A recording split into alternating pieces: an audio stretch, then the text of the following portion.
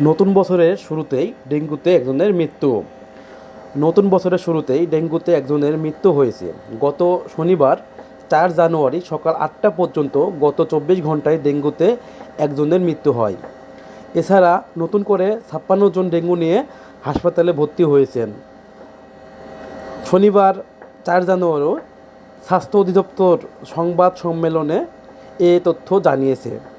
এতে বলা হয়, মৃত ব্যক্তি ঢাকা উত্তর সিটি কর্পোরেশনের এলাকার হাসপাতালে চিকিৎসাধীন ছিলেন।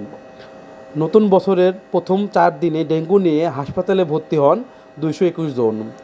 নতুন ভর্তি রোগীর মধ্যে ঢাকার 2 সিটি কর্পোরেশনের এলাকায় 23, ঢাকা বিভাগে 8, ময়মনসিংহ বিভাগে 1, চট্টগ্রাম বিভাগে 13, খুলনা বিভাগে 2 এবং বরিশাল বিভাগে 9 জন রয়েছেন। বর্তমানে দেশের বিভিন্ন হাসপাতালে ডেঙ্গু রোগীর ভর্তি রয়েছে মোট 436 জন। তাদের মধ্যে ঢাকায় ভর্তি 210 জন ও ঢাকার বাইরে 226 জন। দেশে গত বছর ডেঙ্গু আক্রান্ত হয়ে 1,01,214 জন হাসপাতালে ভর্তি হন। এর মধ্যে মারা যায়